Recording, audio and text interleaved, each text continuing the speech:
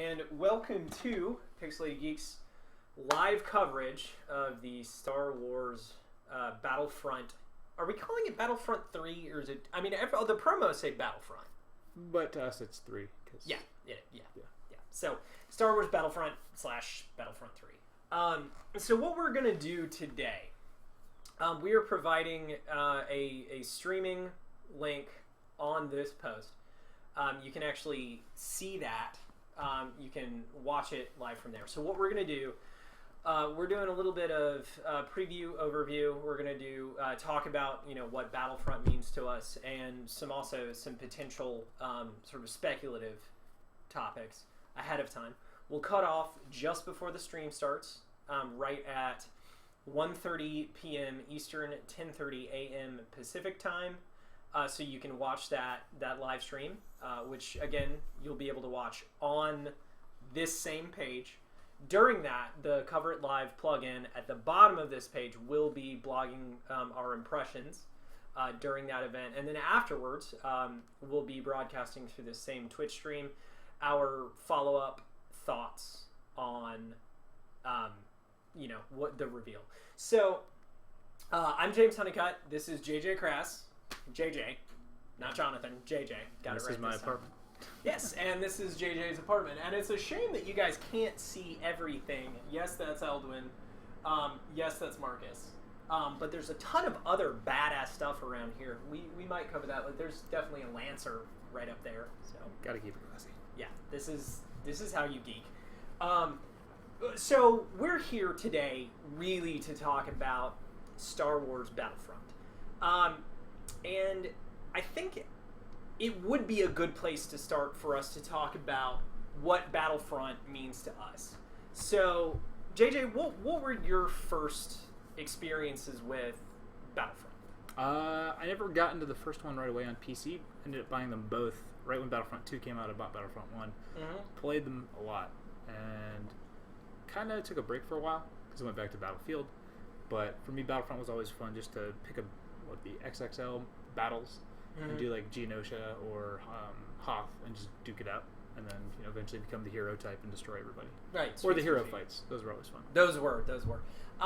So I have always been a really big Star Wars gamer. I wasn't as big a gamer until the Star Wars games happened to me. My background was predominantly in like tabletop stuff initially.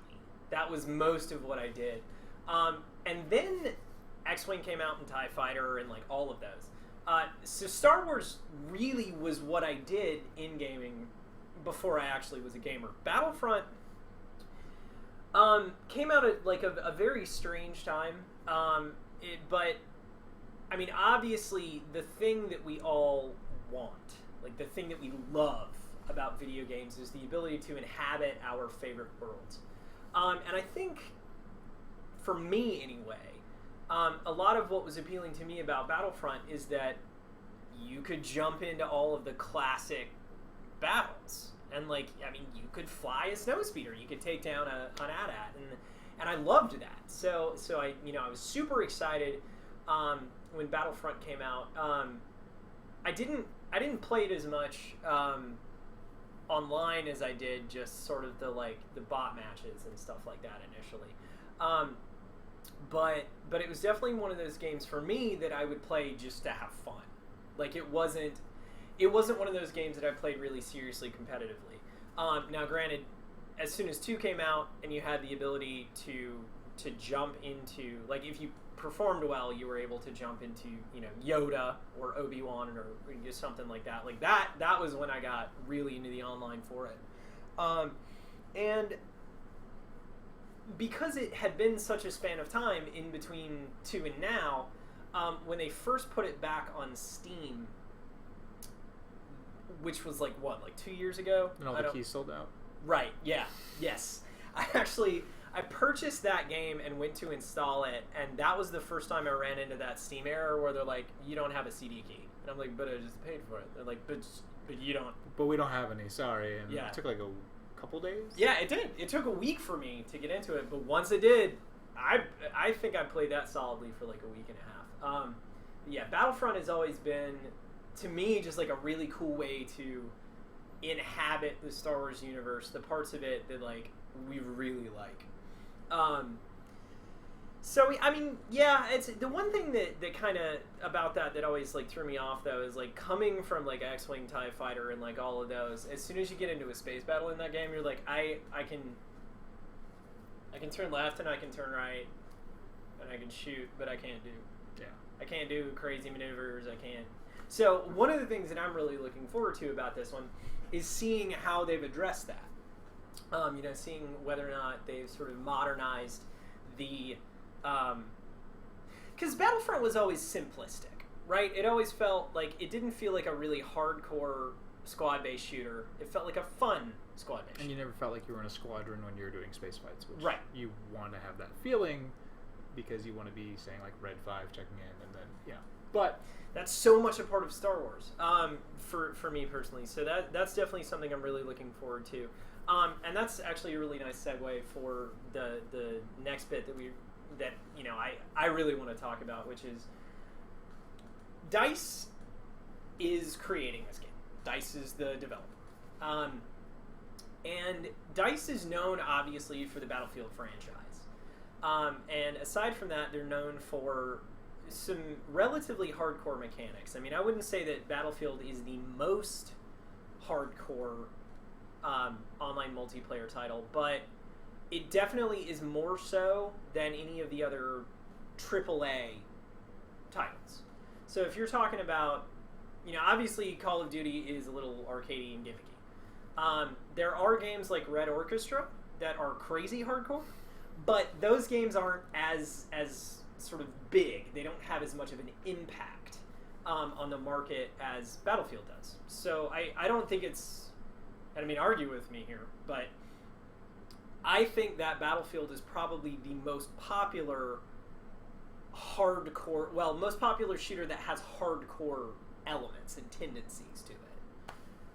Yeah, I would say that too. And it's weird. I was happy when they picked it up because do you remember seeing the leaked gameplay from the original third one that was supposed to happen? Yeah. And it was a guy getting in, doing a ground fight, and then getting into a ship and doing an air fight. Mm-hmm. And I want that in this, and I hope they can translate that into this. I don't want to see a separation between space and that. I think DICE has the engine for it and the know-how that we could hopefully get something like that. Yeah, no, I agree totally. I think that one of the things that I'm most excited about is seeing how they handle that, because Battlefield is known for battlefield moments. You're in a fighter, you take out a jet, but you ram into something, and right before you hit it, you jump out, you parachute, and then you come in over a tank, and then you hit the E button like right at the right time, and then you're in the tank, and then like that's Battlefield. Now that's what makes Battlefield awesome. The potential that we will have to do that in Star Wars is just nuts. I mean, that's awesome. Like that's the thing I think that I'm most excited about. Though that kind of raises a couple of questions. Though, are blaster pistols going to be completely overpowered with no drop over time? I was gonna say, is it gonna be blaster bolt drop? Yes, right. No, bowcaster drop probably, because that's an actual thing that's like a projectile that's being fired. But I don't think I want to see drop. I wonder too if we're gonna have battlefields like pinpoint and then like spray out issue, and I hope not, because they're not ballistics. Yeah, there shouldn't be any kick on those. Though there always seems to be kick in the Star Wars universe. Also, if they're going to do a third-person view, which was one of the cool things about Battlefront, which Battlefield doesn't do. Doesn't ever do. It's a third-person view, but that was always cool with Battlefront, where, just switch to third person while you're running in battle, seeing all the people around you. Right. Sometimes it was better to play in third, but... Well, yeah, and I think one of the things that I'm really interested to see is whether or not we're going to see that same sort of hero element from Battlefront 2 return. And if that is the case, I would think that would mandate the addition of a third-person view, because I can't imagine that it would be easy. A lightsaber, right. Or, say, a FET class type. Sure, like if you're using a lightsaber, like there's a reason why almost every hack and slash title is third person, and it's because you need to see around you, but you also need to see the range of your weapon, and it's cooler that way. And it's also, unless you have like a super crazy wide FOV, it's really hard to control a melee weapon in first person. Chivalry is a great example of the frenetic quality that first person combat brings. So here's hoping, that we'll see that. Indestructible environments with the dice engines, so think about. Please. Oh, please. No, like I want that. If I can't melt snow with a blaster, I'm gonna be mad. So that's definitely an element that I really want to see included. So on that note, in that direction, Battlefield is known for several sort of core elements. So obviously there's the squad-based thing. Battlefield is known for a very deep unlock system. Do you think we're going to get an unlock system with this? We'll see how, there weren't as many variant weapon types in what they call the canon universe, but with the expanded there were. Mm-hmm. And now what are they accepting as canon versus, right, what they nulled out. So, I don't know. I think it'd be cool to upgrade, a trooper blaster, but are they going to let us do it? Yeah, the question I think really comes down to how much license is Disney / Lucasfilm giving DICE to play with the universe. Or the idea of making troopers be able to hit something would be fun. That would be, yeah. So how realistic to the universe is this? If you pick a stormtrooper, should you aim in the opposite direction in order to hit someone? I don't know. I really do hope that we get all the different variants of stormtrooper. I really do hope that we get a lot of different sort of content in the universe. So here's something that raises an interesting point for me. Do we get the Battle of Hoth, right? We can assume that from the first trailer that showed the Battle of Hoth, and some of the promotional material that just happened. The Endor or in Hoth, or sorry, yeah, the speeder. Right. So we can assume that we're getting content from episodes 4, 5, and 6. Like, I don't think that that's outside the realm of possibility given what we've seen. I don't think that, for instance, we're going to be getting the second Battle of Hoth or another battle on an Endor-like planet. That seems reasonable to you? I think it would fit. Because also the look of what we've seen so far hasn't been any prequel stuff, mm-hmm. and it hasn't been something too drastic. I don't think we've seen too much in the way of the Rebels, or now what they're going to be called in the films, the Resistance. So nothing's been marketed. So I think it's going to be staying close to the original trilogy in that time frame. Well, the speeder bike that you're seeing, whether that is in fact Endor or not, the speeder bike is the speeder bike from Return of the Jedi. The helmets that they were using in Return of the Jedi, we've seen that on the troops. We've seen, as I remember, we've seen a snow trooper, right? I feel like the stormtrooper that I saw in the reveal on Twitter yesterday was a sand trooper. But like all the designs look to be original trilogy designs.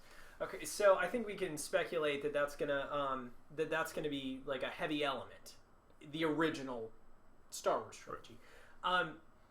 What are your thoughts on whether or not we're going to see Episode 7 content in Battlefront? I mean, I remember hearing rumors that possibly there would be a single player that would be in that too, and that's something I'm afraid of. Because DICE single players aren't. Yeah, unless you're talking about Mirror's Edge. DICE single players are terrible, universally. And so it's also, are you going to pick the Rebels, or are you going to be the Empire in the campaign? But yeah, so there have been rumors that they'll be getting 2 weeks before the film comes out, the Jakku planet map. Mm-hmm. Okay, all right. The not Tatooine planet. Not Tatooine. That's pretty much Tatooine in every possible, down to the designs of the houses and the moisture extractors. But so I think that that's cool. Like the thing that I need them to not do, please do not ruin the movie for me. Don't ruin the movie. Don't do that. And I don't think Disney will let them.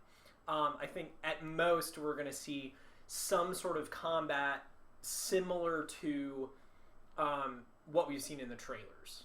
Like, you know, a dogfight above. But you're releasing this game, what, November 17th?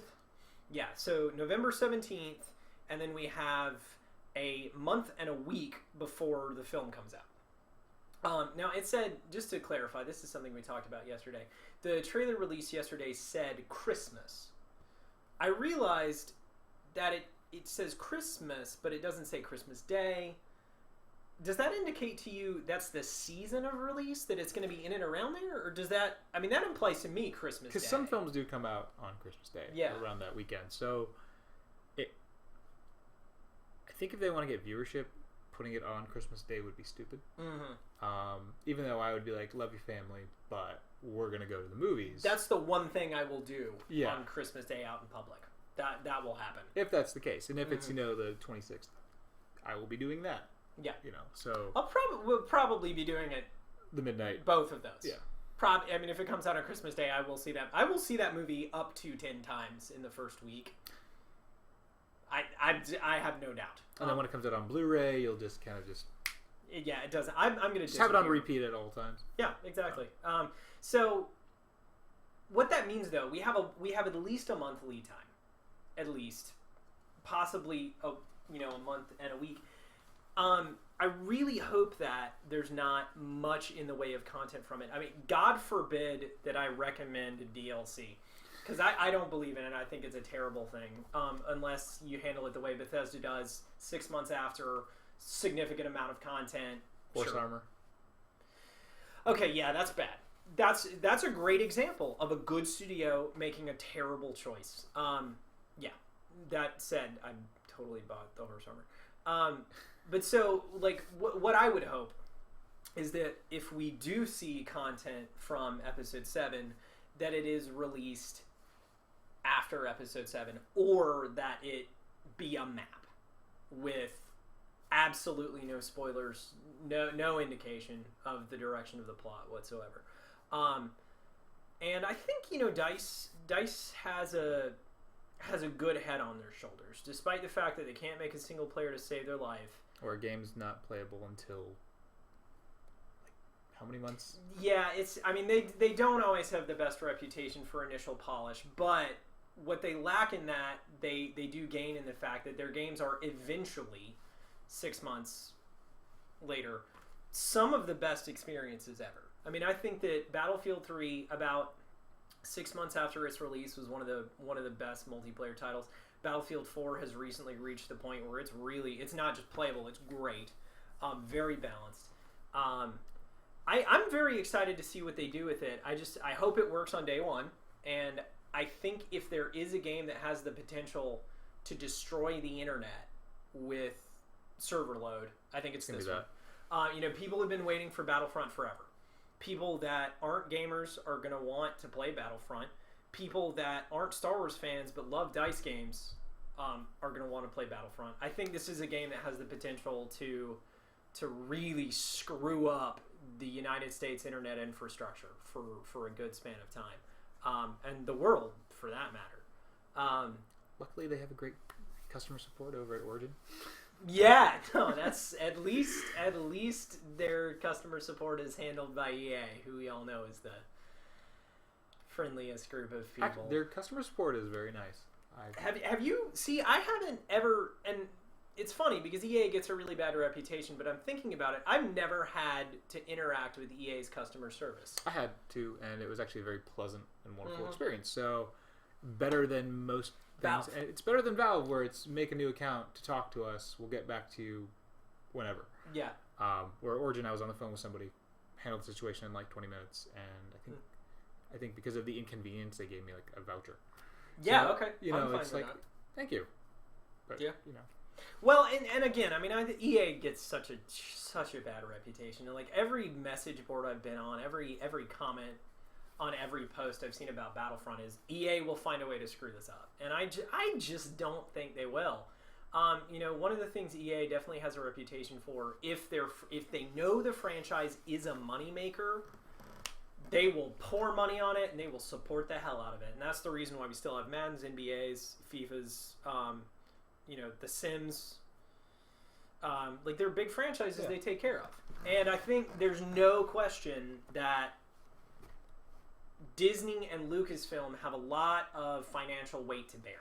And I think, given that this is the first licensed Star Wars title since Disney has taken over it, I think DICE and EA both understand that there's a lot riding on this. If they do it right and they do it well, they then create a situation for a very fruitful partnership for what is without a doubt one of the largest financial draws in entertainment. I think they said, 10 years was the idea that the EA would have the Star Wars title. Yeah. So hopefully they don't milk it. I mean, we'll probably buy every single game and complain about it. But this is DICE doing it, and this is the Battlefield 4 lead team that switched over to do this. Yes. I think. So this is not the veteran team working on Star Wars. Right. I'm okay with this. It's their designated hitters. Yeah. It's not. I mean, it's not nobody. It's the team that made the Battlefield franchise the preeminent, serious online multiplayer battle experience. That's who was doing it, and that was the most exciting thing to me. I mean, almost 11 months ago when we saw this trailer for the first time. The thing that really sold me on all of it was that it was DICE. I knew that I was gonna I was gonna buy this game whether it was gonna be good or not. But the fact that it's DICE doing it is just... That's a right answer. That's who you get to do a game like this, because they invented, in a lot of ways, not just the genre, but the design concept for how you build a game like this. Battlefront was preceded by a mod for Battlefield 1942 called, was it Galactic Conquest? I don't remember the exact name of it because it was a long time ago. But when the second 1942 came out, the mod community went, we're going to turn that into Star Wars. And they do that with everything, and it's fine. Right, yeah, they just go to town on that. But so that's what this genre is about. It's perfect for it, and this is the perfect team to do it. And I don't think I know anyone that's not amazingly excited. And even though EA and DICE are, very close, we can see EA's gotten better with other studios. Look how they dealt with Titanfall. They essentially just put it out on the market. Yeah. They didn't really have any hands-on or anything like that with Respawn. Yeah. And so I think it seems like from rumors that Battlefront won't use the battle log system is already a good sign that they're kind of do your own thing now. We'll leave you alone. Yeah. And so actually that's an interesting point that you make. Battlelog was initially, when Battlelog was forced into Battlefield 3, that was an EA choice. Mm-hmm. I just learned something. Okay, so that isn't DICE's... Did DICE push for an internal system? I think it was originally EA's choice. I don't know if DICE really wanted to push, but I don't think DICE had a say. Sure, obviously. But I think EA has learned how to be a better publisher, mm-hmm. and I think allowing DICE to do their own thing. I think having this game launch separately from the browser is going to cause a lot less headaches. Yeah. And it kind of just shows a little more faith with EA and DICE being you can have your own choices now. That's a really good point. How much of that decision do you think is based on the fact that Battlefield is predominantly PC? That's where Battlefield lives. I know that there are console versions of it, and I do not regret the incendiary nature of this comment. But no version of Battlefield that isn't on a PC is a real version of Battlefield. It's not. The games don't play as well. They don't run as well, and I think only one of them has the same server count, right? Battlefield 4 on the next-gen consoles does have 32 versus 32. Mm-hmm. Still doesn't run as well. That's it. Battlefield is for PC. That's where it lives. Now, Battlefront, on the other hand, I think had a lot more financial success on the consoles, right. On the PS2 and on the Xbox. That's when there were more console gamers than there were PC gamers. Right. That is because it started out all PC and then it fluctuated to a console like Bell, and then with this generation, it seems to have evened out a lot. Now that said, there have always been more PC gamers total. I think it's just it went from more hardcore to less hardcore to more hardcore. And so how much of that shift in moving away from Battlelog, how much do you think that's caused by the fact that this game is likely going to see massive sales on current generation console hardware? I don't know. Because I know the rumor that's only going to be PS4, Xbox One, and PC. I'm sorry. I consider that current. No, I know I do too. I do too. Okay. But yeah, like I'm glad you pointed that out though. I hate when people say it's next gen. It's not. Sorry, it's here. It's now. But I think there's that push because I know there's a little bit of bigger market with those systems, especially with PS4 right now. Obviously, no Wii U, but I think it's kind of even now because they know they'll get the PC gamers automatically, and I think they know that they should push a little more for the console gamers. And it's just, I think also the idea of the Battlelog map system wouldn't work in Battlefront. So I think it's their stepping away. And I also think it's because this is now Disney's baby, not just EA's baby. They're going to do a little differently than it would be if it was another Battlefield title. Yeah. If it was an EA, Disney wasn't involved. They just had Star Wars rights. I think EA would kind of push it their way, but Disney's the one who's writing the checks. Right. Yeah. When you have what is the largest entertainment conglomerate in the world saying you can use one of our most lucrative IPs, there is a certain level of a mentality of being beholden to that financial giant. Yeah. So I'm super excited about this, and we're going to cut off in just a second here. But before we cut off, any news on leaks that I don't know about? Let's see, the 40 player count. 40 player count. Okay, I think the demo that has been played recently was on Endor, or the moon of Endor. Okay. November 17th. November 17th. Xbox One, PS4, and PC only. Okay, current generation, PC only. Okay. Can't really think of anything else. So the leaks on Twitter the other day showed us a Sand Trooper. Anything else from the leaks on? I haven't seen any other leaks recently. Okay. Cool. So thank you guys so much. What you need to do if you're watching this, scroll up. It's the live stream link from YouTube. Press play before it gets too late. We're going to go and see that. We're going to be live blogging below that on Cover It Live. Thanks so much for watching. I'm James Huneycutt. I'm JJ Crass. And we will see you guys as soon as this trailer's over. Bye. Back to Pixelated Geek's coverage of the Star Wars Battlefront trailer reveal event. So, alright, I guess let's start off just by giving a quick overview of what we saw in the trailer. So first and foremost, you might want to check the volume on that. So first and foremost, I think my response is that it was short, and the event was short. It was supposed to be an hour of coverage. They didn't really talk about a whole lot, and the trailer itself was a little brief for my tastes. It looked good. Plus the technical difficulty in the beginning. Yeah, so it was hard to watch the trailer the first time, but we got it the second time. So they revealed during the coverage that the trailer is in-engine using in-game assets. Now, a trailer that's in-engine using in-game assets is great. It's better than the alternative, but it's not the same as gameplay. I think there was a heavy implication that we were going to see gameplay today. Yeah. And we didn't see gameplay. So that was disappointing in and of itself. That said, we know the assets are good. We know the engine's good. So, what were your initial impressions of...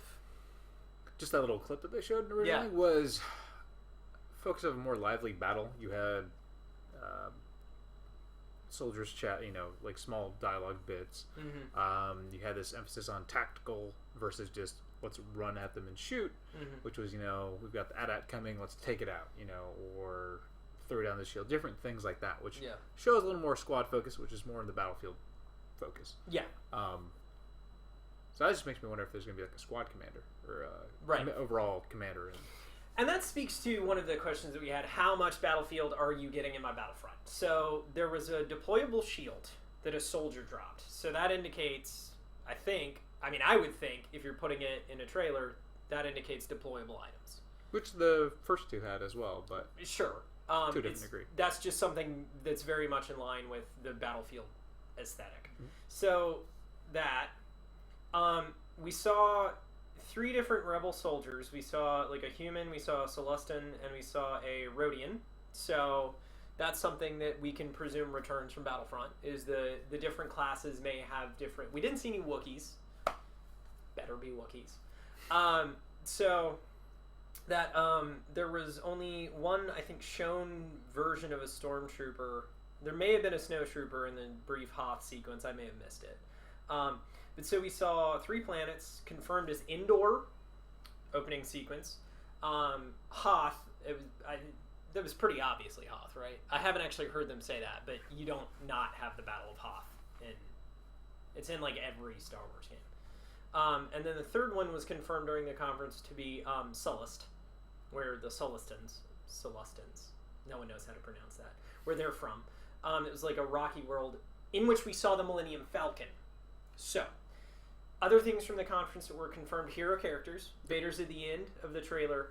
They directly asked... Boba Fett is also in the trailer. Fett. Yeah, that's huge. So, confirmed hero players. First and third person. Yeah, so that was something that we definitely wanted to talk about. So, confirmed third person camera, which... I have seen a lot of people say, I like first person shooters, and a lot of people say I like third person shooters. I think it's always good to cover all your bases. I think that's a great choice for them. And it will certainly make the Jedi stuff easier. We have seen no Jedis, and in as much as this takes place in the original trilogy, I guess Vader and Luke would be the only actual Force users. But I don't know that they've confirmed Luke. Or others. So. Or others. We just saw Vader. We saw a Sith, and that was it. So I'm trying to remember what else we saw. We did... So jetpacks, which were in Battlefront 2. Which the Rebels had now. Yeah. So Rebels with jetpacks. We saw the Plex, which is the anti-armor launcher that the little Celestin with the jetpack had. So implication there. We also saw Y-Wings on a bombing run. So, that's great. That's what I want. I want mixed. I want combined battles. And I want the opportunity to do that. Also, there's a sequence where you see TIE fighters launching from a bay on Sullust into air combat. So everything that we've seen thus far is in atmosphere. Now Battlefront 2 had space battles. But dedicated. You could board certain ships and things like that, depending on the level. But a space fight was a space fight, and then you might have a little mix. So I think this heavily implies that there will be mixed battles. Because I can't imagine that they'd introduce the Y-Wing as a, the equivalent of an airstrike or a bombing run in Call of Duty. Because that's just not the Battlefield way. That's just not what they do. What am I leaving out? What else did we need to cover? Special DLC for free. Yes. Okay, so that was something that was announced during it. In response to the query that we had before the trailer reveal, there will be a link, and this is how it was phrased. There will be a link to The Force Awakens. The way that they phrased it made it sound like it's not taking place during it. The battle, which is a DLC pack that comes to anyone that owns the game on December the 8th, and anyone that has pre-ordered the game on December the 1st, so that's 1 week bonus for pre-orders, gets Jakku. It gets the planet that The Force Awakens will take place on, and the battle that you are engaging in is the cause of the wreckage that we see on Jakku.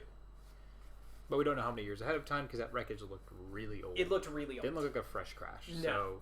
And given that most of what we've seen, I mean, we know when the Battle of Hoth took place, and we know when the combat on Endor is supposed to be taking place. So we know that the time frame of the game is in and around Empire into Jedi. This is the point where I kind of want to bring this up. So what we just saw was a battle on Endor that Vader was present for. And that didn't happen. The Rebels didn't know about Endor at all. And when they found out about it, they sent one team, and that team attacked the shield generator, and there was a battle. Vader was in orbit. So, I'm not necessarily nitpicking. It's just, are we dealing with potentialities of like... What ifs? Yeah. Like... Because, obviously Boba Fett was alive. Yeah. And we saw Boba Fett. Right, exactly. And he wasn't... Then again, we don't know whether or not... How they're going to treat that. Yeah, we don't know what canon is anymore with regards to Boba Fett, in a real sense, so we don't know when that was. But so, it's... obviously, like, this is a multiplayer game, and, like, it's the idea of, like, young Obi-Wan running into, like, Darth Vader and, like, fighting, like, that's a cool idea. And I think that's what they're probably doing. They're just paying, like, what if? So that's neat. I just thought that was interesting given the time, the setting of the game. No mention of a single player. Yes, which I think we both agree is great. Don't worry about a single player. Just make a multiplayer game. We don't care. Though, if they do the thing they did back in the day where it was just like a campaign where you just like... The Galactic Conquest? Yeah. That'd be fun. That's not... I don't mind that at all. I think that's a cool idea. Just don't, waste your time with trying to build like a massive cinematic experience. Because that's not what we want. I want you to get in an X-Wing and shoot down a TIE Fighter. That's all. I want to get in a TIE Fighter and shoot down the X-Wing. See, yeah, there we go. It looked great. But the trailer was too short and it wasn't gameplay. They did announce things that we need. We need that third-person mode. We definitely... I like the idea that it's taking place predominantly during the original Star Wars trilogy, because that's what we're all really in love with. I wish we had gotten more information. I wish we had gotten a longer trailer. Other than that, I'm okay. I think they're holding off for E3. Yeah. Yeah. And since there's a presence with Sony here, will they be at Sony's, not Microsoft's? Well, EA does their own. Yeah, so... they do. That's a great... I'm really glad you brought up the thing with Sony. So this basically looked like Sony presents Battlefront. And I think, over the last 2.5 years, Sony has courted DICE. Sony has gotten exclusive content or free content that PC and the other console had to A, wait to get, and B, pay to keep. Right. So I'm going to be interested to see how that works.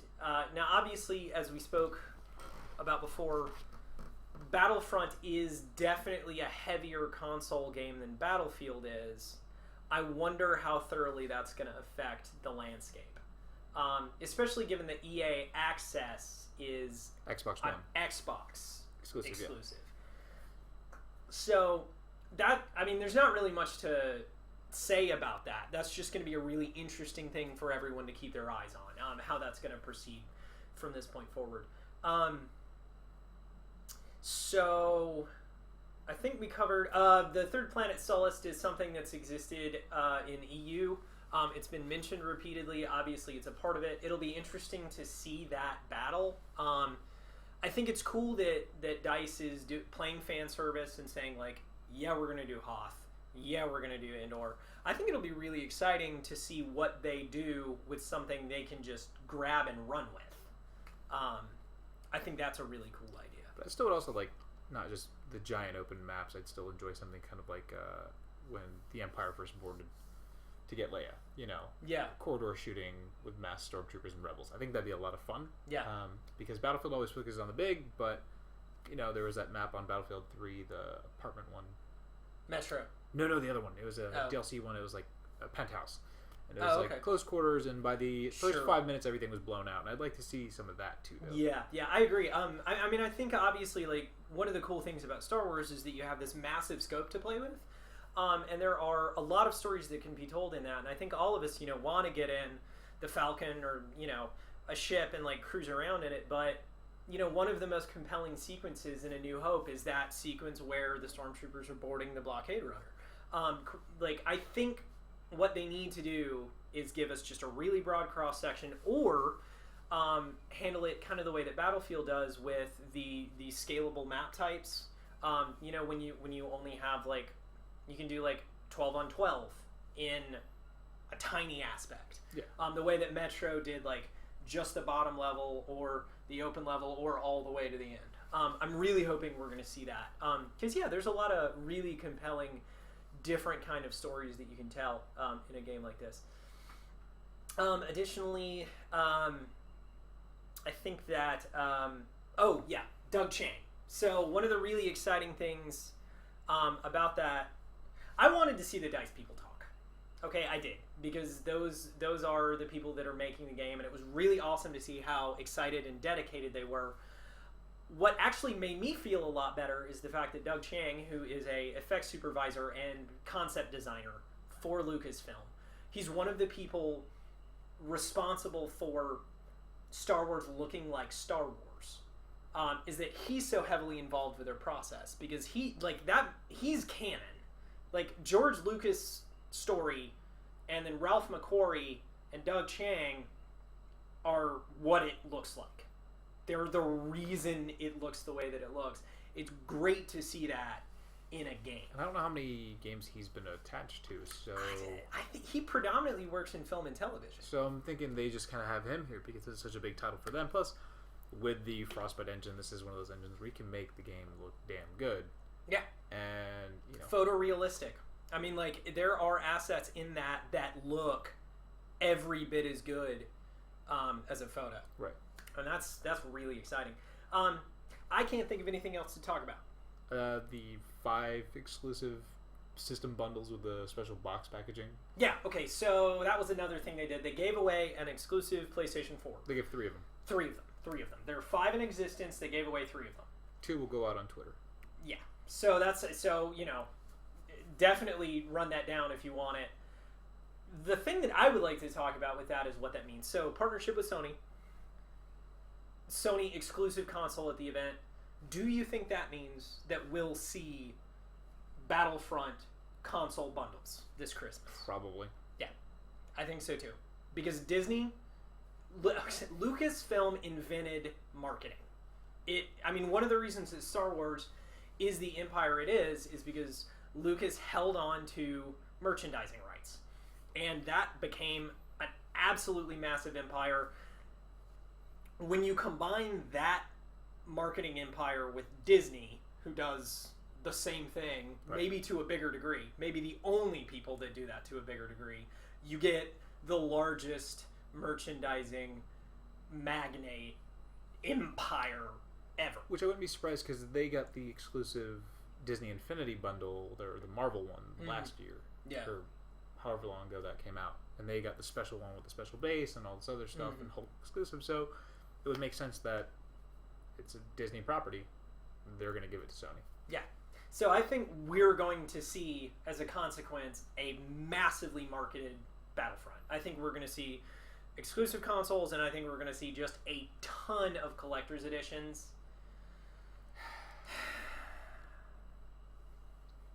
So, go get a second job, is what I'm saying. Because I know that we're going to, between the two of us, probably drop $1,000 on the different parts of this game. I would, and that's me being conservative about the estimate. That said, I think we've covered it all. Thank you guys so much for tuning in. If you're watching this on YouTube, please subscribe. If you're watching it on Twitch, please subscribe. Yeah, that was the same thing. For JJ Crass, I'm James Huneycutt from Pixelated Geek. Thanks for tuning in. We'll see you next time.